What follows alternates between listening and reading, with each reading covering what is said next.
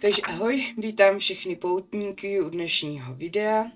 Před námi jsou další poznámky čtenáře a tentokrát opět povídka příběh od autorky Sweetly a její rukojmí osudu.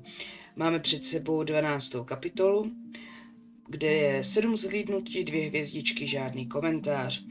Znovu, jako pokaždé, opakuji, prosím, pište komentáře, prosím, hvězdičkujte příběhy, vyjádřete své názory. Ona to hrozně moc nakopává autory k tomu, aby pokračovali, aby se jim chtělo psát. Tak, a rovnou se teda na to vrhneme. Takže 12. kapitola. Elodie.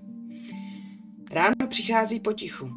Ne tak, že by se změnilo světlo, ale tak, že se probudím dřív, než bych chtěla. Tělo už si zvyklo. Ne na klid, ale na čekání. Posadím se na matraci a počítám nádechy. Snažím se udělat ten jeden pohyb, který by mi připomněl, že stehno pořád není v pořádku. Bolí. Už ne ostře, ne tak, aby mě to srazilo na kolena. Spíš tupě a vytrvale, jako vzpomínka, která se nechce pustit. Sjedu rukou po láce kalhot. Horké není, to je dobré znamení. Dokonce i otok je menší. Rány se pomalu zatahovaly, jako by i moje tělo pochopilo, že nemá jinou možnost, než vydržet. Infekce se snad neusadila. Ta myšlenka mě uklidní víc, než by měla. V tomhle místě se člověk naučí radovat z maličkostí. Z toho, že bolest nehoří, že horečka nepřišla a že jsem se probudila. Zavřu oči a na okamžik si dovolím myslet na otce. Ten hovor mi dal víc, než si Marko uvědomoval. Nejen naději.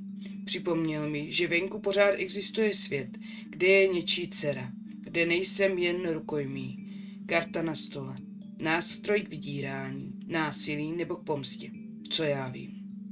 Ale zároveň jsem zoufalejší než dřív, protože teď vím, co ztrácím. Přejedu se jazykem po suchých rtech. Vodu tu nemám.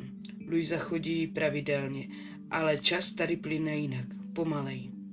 Myšlenky mi skáčou, aniž bych je dokázala zastavit. Muž, který zemřel kvůli mně. Vidím ho jen v náznacích. Krev na podlaze, zvuk, který nechci slyšet znovu. Marko, klidný a děsivě jistý v tom, co dělá. Ten pohled, když mi řekl, že tohle je následek pouhé neposlušnosti. Polknu. Stehno se ozve, jak by mi chtělo připomenout další věc, na kterou se snažím nemyslet. Ten nůž Chladkovu. Jak snadné to pro něj bylo. A přesto mě nezabil. Proč? Opřu se zády o zeď a nechám hlavu klesnout dozadu. Jsem slabší, vím to. Cítím to při každém pohybu a při každém nadechnutí. Kalhoty mi jsou volnější, klíční kosti ostřejší a když si sáhnu na boky, cítím pouze vylouplé kosti. Vystouplé kosti. Zubla jsem. A s každým kilem, jako by ze mě mizelo i něco dalšího. Má sebejistota. Kde jsou moji rodiče? Ta otázka mě bodle po každé stejně. Co dělají? Hledají mě? Vyjednávají? Nebo je někdo drží zpátky? Představuju si matku, jak chodí po domě a kontroluje hodiny. Jako by tím mohla zastavit svět. Otce, jak mlčí a přemýšlí, kde udělal chybu. A pak je tu Rachel. To jméno mě pálí víc než rána na mém stehně. Co má společného s Markem? Jak dlouho to trvá? Byla to náhoda nebo plán? Všechno, co jsme si říkali, každé tajemství, každý smích, bylo to skutečné? Nebo jen role, kterou hrála lépe než kdokoliv jiný? Zhluboka se nadechnu. A pak je tu otázka, která se mi vrací nejčastěji. Ta, kterou si zakazuju vyslovit nahlas. Kde je Enzo? Jeho nepřítomnost je hlasitější než kdy jindy. Nechci si namlouvat, že mi chybí. Ne tak, jak by to znělo. Chybí mi spíš ten pocit, že někdo stojí mezi mnou a Markem, že někdo alespoň občas vidí víc než jen cíl. Dveře zůstávají zavřené. žádné kroky, žádná škvíra světla, jen ticho, které se mi usazuje pod kůží. Přesto něco je jinak. Nevím co, nemám důkaz. Jen ten nepříjemný tlak na hrudi. Jako by se vzduch změnil. Jako by dům zadržoval dech spolu se mnou. A já vím, že klid nikdy netrvá věčně. Jen netuším, odkud přijde další rána. A koho zasáhne jako první. Tak máme tady vyprávění z druhého pohledu. Hezky, dobře, jdeme na to. Enzo. Marko říkal, že si mám odpočinout. Tak to podal. Skoro přátelsky, jako by mi prokázal laskavost. Několik dní mimo dům, mimo ní. Vyčisti si hlavu, řekl. Potřebuješ to. Nepotřeboval jsem. Ale vzal jsem to. Musel jsem. Protože když Marko něco nabízí, není to nabídka. Byl jsem pryč několik dní. Dost dlouho na to, aby se věci mohly pohnout. Dost krátce na to, aby mi nic neřekl. Teď stojím ve stínu chodby a poslouchám. Dům dýchá, znám ty zvuky nazpaměť. Vrzání schodů, kovových klik dveří. Marko je podezřívavý. Neřekl proč, jen se ptal. Ne přímo a opatrně. Testoval. Kde jsem byl, s kým jsem mluvil, jestli vím něco, co bych vědět neměl. A pak ta věta, pronesaná jen tak mimochodem. Někteří lidi zapomínají, komu vlastně dluží. Neodpověděl jsem, nemusel jsem. Dluh si pamatuju moc dobře a právě proto tu jsem. Stojím teď před dveřmi, za kterými je ona. Nevidím ji, ale vím, že tam je. Cítím to stejně jistě, jako když jsem poprvé pochopil, že z téhle hry se neodchází bez následků. Marko mě sleduje, ale ne přímo. Nikdy to nedělá přímo. Sleduje mezery, ticho, reakce, které přijdou o vteřinu později. A jestli hledá zradu, tak ji možná najde. Protože čím déle to trvá, tím jasnější je jedna věc. Elodie Romano není jen pojistka. A já už dávno nejsem jen hlídač. Až se ty dveře otevřou, nic z toho nepůjde vzít zpátky. Mám si dopát. Chytl jsem na kliku a vstoupil dovnitř. Místnost byla tmavá. Jen jemné světlo ze žárovky, které pomalu přestává svítit. Odhalovalo siluetu Elody. Stála tam. Pozorovala mě a při pohledu na ní mi zamrazilo. Při pohledu na ní mi zamrazilo. Když jsem si uvědomil, mi zamrazilo. Pozoroval mě a při pohledu na ní mě zamrazilo, když jsem si uvědomil, jak se moc za těch pár dní změnila. Ztracená v sobě, unavená, hubená a ten stehenní šrám, který se teprve začíná hojit. Chtěla promluvit. Nadechovala se, ale já ji přerušil prstem na svých rtech. Teď ne, ticho. Jen jsem ji sledoval, každý její pohyb, každý tik očí, každý neklidný nádech. Uvědomil jsem si, jak těžké pro ní musí být, jak dlouhé a osamělé jsou ty dny, kdy ztratila víc než jen svobodu. A přesto tu stála. Během chvíle do místnosti vešel Marko. Bylo vidět, jak se Elody napnula. Bála se, ale snažila se být silná. Tak to vyklop, řekl chladně. Odkud ho znáš? Nesměl jsem na sobě dát nic znát. Nesměl vidět, že mě jeho otázka byť jen lehce vykolejila. Elody se na mě nechápavě podívala. Neznám, odpověděla. To se mi líbí, úplně se do toho dostávám. Tak, od autorky, no ahoj, tak po menší odmoci jsem tady. Popravdě jsem byla trochu vyplá. Úvod do kapitoly jsem napsala tak 100krát a pokaždé ho smazalo. Bojovala jsem s tím, jak tuhle kapitolu uchytit, protože je velmi důležitá a já vám nechtěla prozradit více, než je nutné. Doufám, že se vám zatím příběh líbí. Jo, líbí. Mně se to hrozně líbí. Úplně teďka, ježišmarja, já jsem tuhle kapitolu úplně zhltla, mám pocit, že jsem četla hrozně rychle. Určitě hned zahlasu. A mám pocit, že jsem to přečetla hrozně rychle. Moc se mi líbí ten plynulý přechod, jakože zmatená jsem lehce, ale tak to musím být teďka momentálně. A moc se mi líbí ten popis a ten přechod té Elodie na toho Enza. Já už se úplně těším na další kapitolu. Tak, teď si dám pauzku, co se týče mluvení. Napíšu si komentář, poznámku do poznámek čtenáře, abych to potom mohla tady odsud vystřihnout pro YouTube video, takže teďka budu chvíličku sticha a pak hned pokračujem.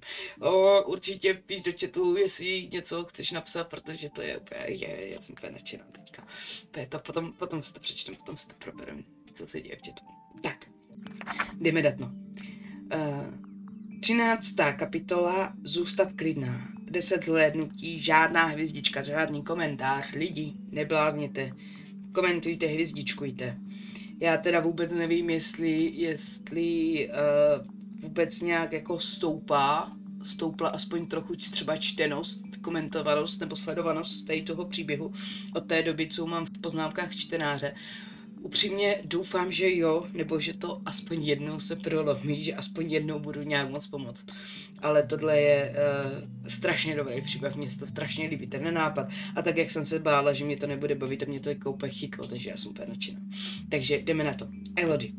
Vzduch byl těžký a každý zvuk v místnosti se zdál být zesílený. Srdce mi bušilo, ale snažila jsem se zůstat klidná. Stál tam. Enzo. Nepřiblížil se. Nepotřeboval to, pouze mě sledoval. Nehybný, tichý, jeho oči byly nečitelné a přesto plné něčeho, co jsem nedokázala pojmenovat. Marko se postavil vedle něj a jeho pohled mě nemilosrdně měřil.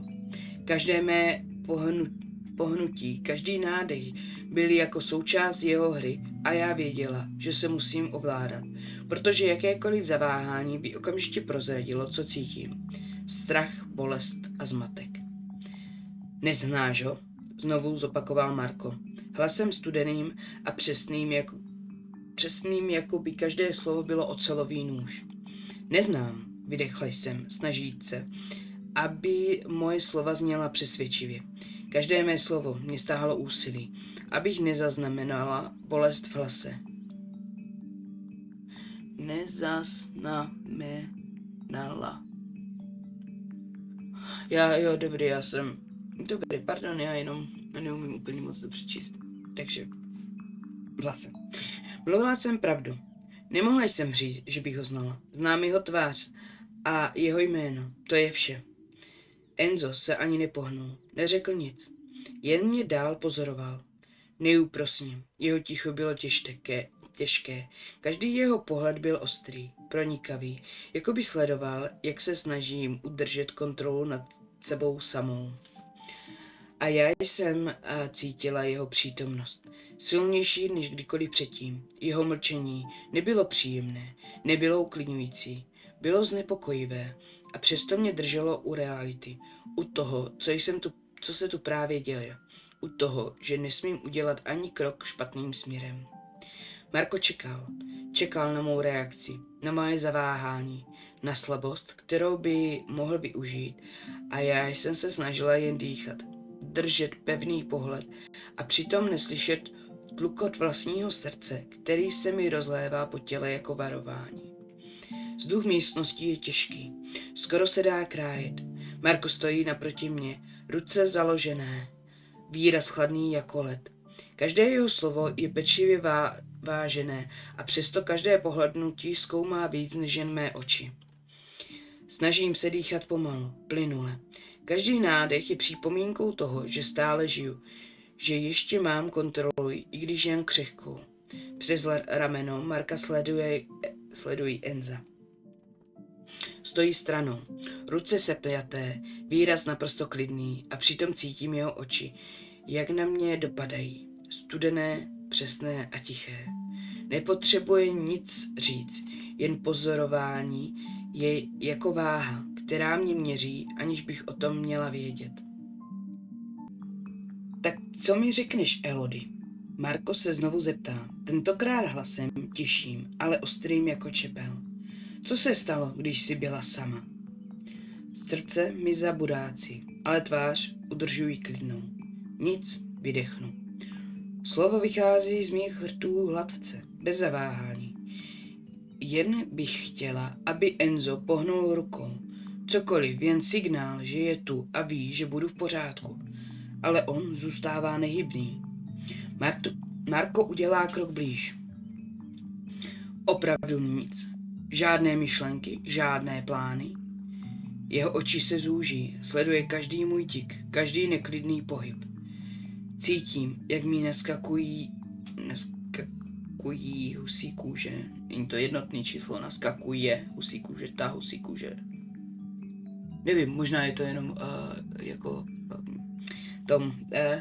to mám říct, krajová výslovnost. U nás se říká, naskakuje husí kůže. Pardon, jdeme dál. Cítím, jak mi naskakují husí kůže. Přesto se snažím stát rovně. Nesklánět hlavu. Nepokleknout před jeho pohledem. Musím udržet tvář, i když uvnitř jsem rozbitá. Enzo se ani nepohnul, jen mě dál měří pohledem a já cítím, že to, co vidí, není lítost ani soucit. Je to pozorování, precizní, chladné, jako by odečítal každý můj strach a vážil mou schopnost přežít. A přesto je jeho přítomnost zvláštně uklidňující. Ví, že tu jsem, že dýchám, že nestratím kontrolu úplně. Řekni mi pravdu, Marko pokračuje. Nebo si myslíš, že ti věřím jen proto, že se tvá tvář nehýbe? Srdce mi bije rychleji, ale snažím se udržet klid. Jen pomalu, téměř nepostřehnutelně přikrčím ruce k tělu.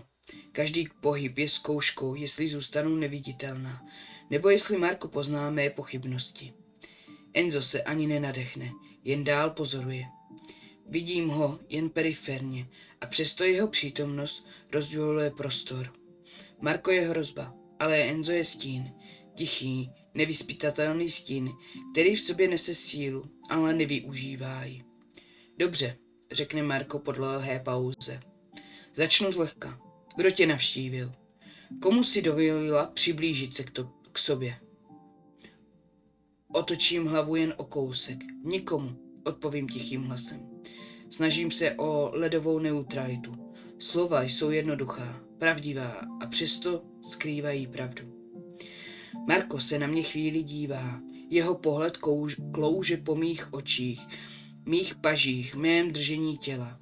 A já cítím, jak mě zkoumá, jako by mě chtěl rozebrat na jednotlivé částky a zjistit, co se dá použít proti mně.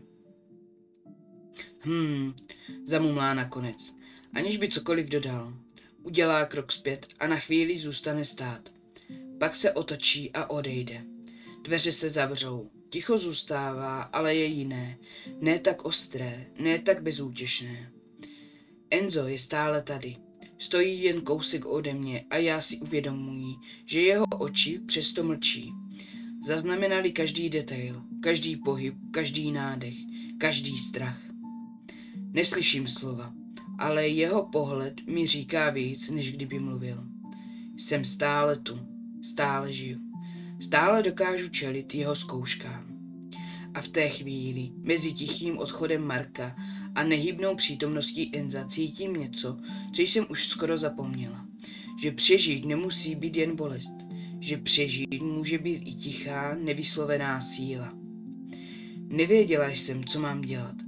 Chtěla jsem na Enza začít mluvit, ale bála jsem se, že bych tím způsobila problémy. Kdo ví, jestli Marko nestojí za dveřmi a neodposlouchává. V dálce jsem slyšela zaklapnutí. Nejspíš dveře. Bingo.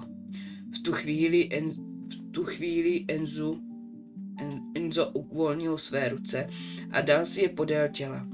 Udělal pár kroků dopředu, směrem ke mně, ale už se na mě nedíval. Prohlížel si místnost, ve které jsem strávila už několik týdnů. Nevěděla jsem, co přesně hledá, ale zdálo se, že to našel, když se jeho pohled zastavil na jedné ze zdí. Ještě pár sekund tu zeď skenoval pohledem, ale poté ho stočil ke mně. Nechápivě jsem se na ně dívala. Nevěděla jsem, co mělo znamenat Markovo vyzvídání, nebo kde byl Enzo těch několik dní. Tak, od autorky. Ahoj, k téhle kapitole asi nemám co dodat. Doufám, že se mnou tenhle napínavý boj dotáhne až do konce. Jinak, co si zatím myslíte o Enzovi? Kde asi byl? No, tak jestli můžu říkat já, tak já bych řekla, že byl u nějakých, já nevím, nějakých velkých bossů, ještě těch, co nařizujou jako Markovi a orodoval tam. Bez tak. Ne, nevím, dobře, nevím, to jenom typuju. Zahlasuju si, hodím komentářik, hodím si poznámku a jdeme se mrknout, nebo jdu se mrknout na chat. Tak, jdeme na to. 14. Střípek minulosti. 2 zobrazení, 1 hvězda, 0 komentářů. Tyjo, tak to bude úplně nějaký to, ne, úplně novinka. Bude ještě dneska.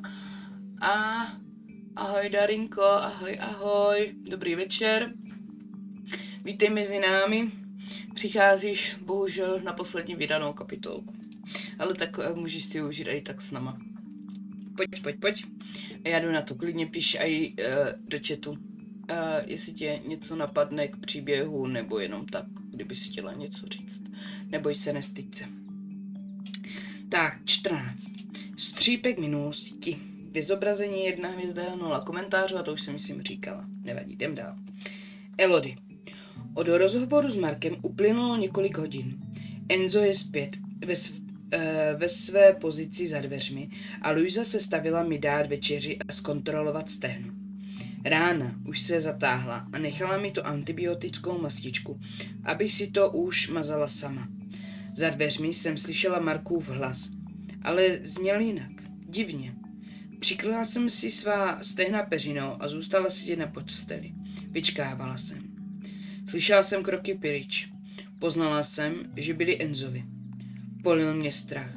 Takový, jaký mě poleje vždy, když mám být s Markem sama. Uslyšela jsem klíč v zámku. Do místnosti vešel Marko a rozsvítil. Zamžourala jsem očima, ačkoliv světlo nebylo příliš ostré. Nazdárek, zlatíčko, uchechtl se. Zněl opěle. No ne, fuj, ne, už ne. Ne.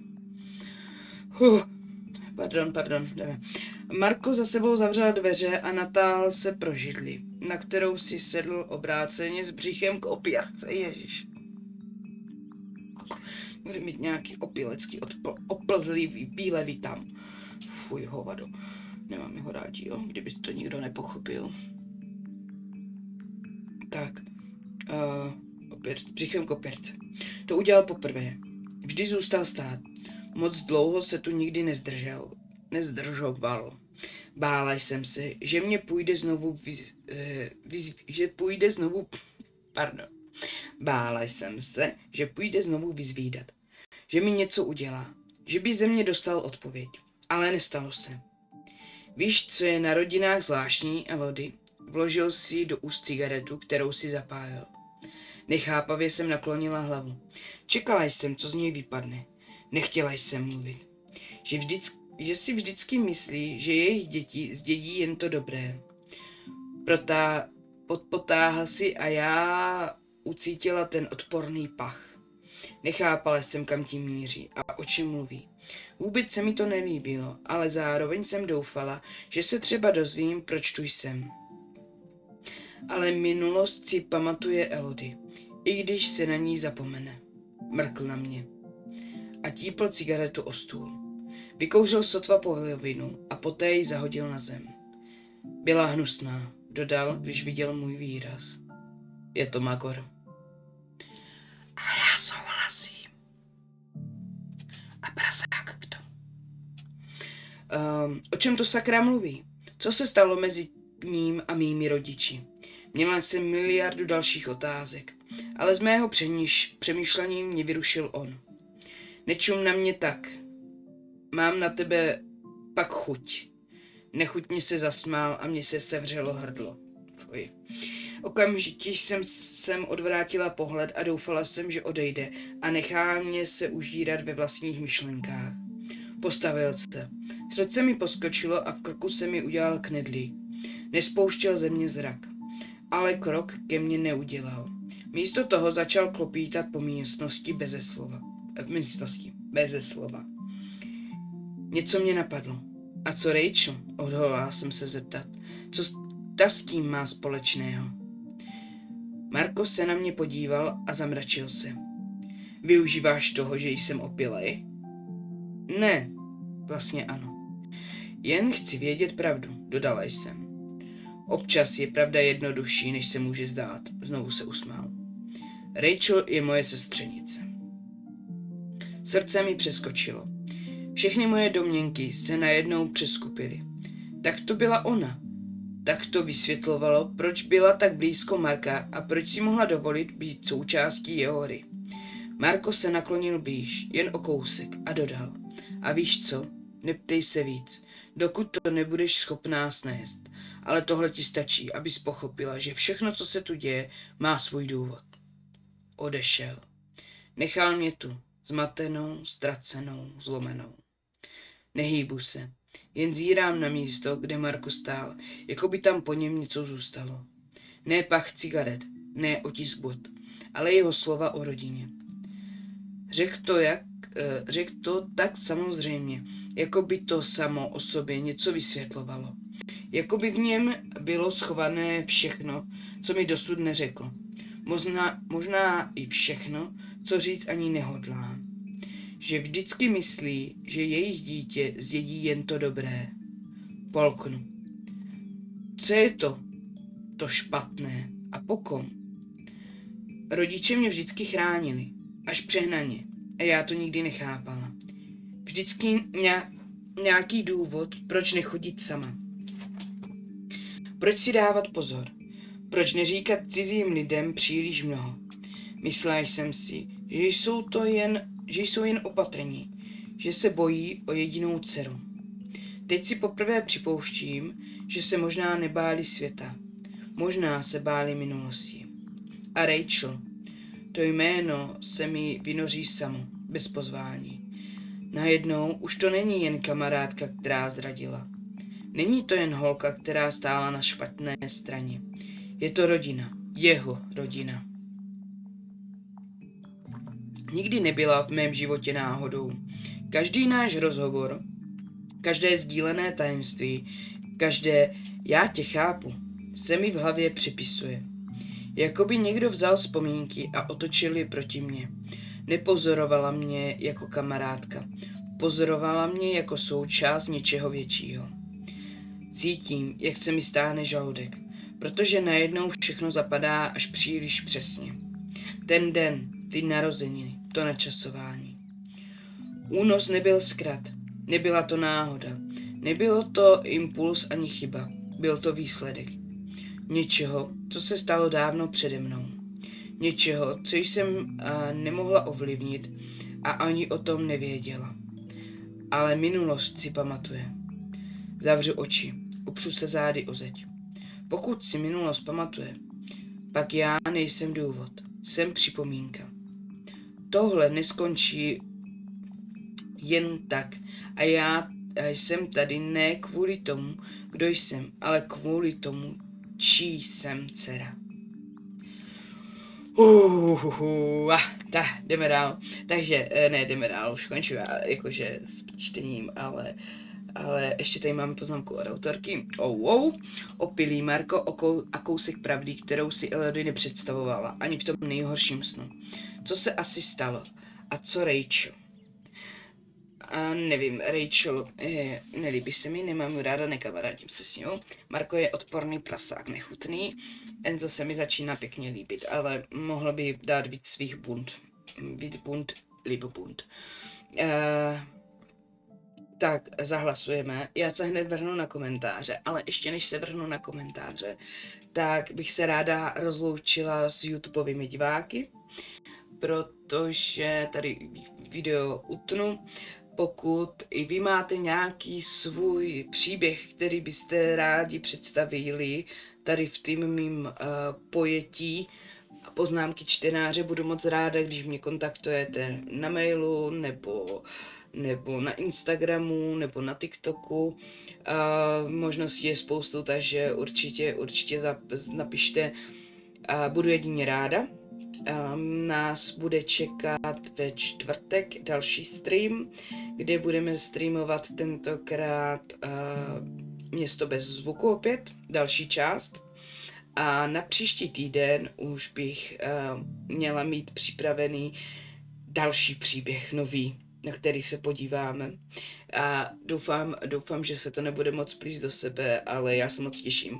Až tady Sweetly napíše, už jsem chtěla říct Elody, Sweetly napíše další pokračování, protože tenhle příběh mě opravdu moc baví, takže se těším na příště. A já se tu ještě půjdu povědomat děvčátkům v chatu.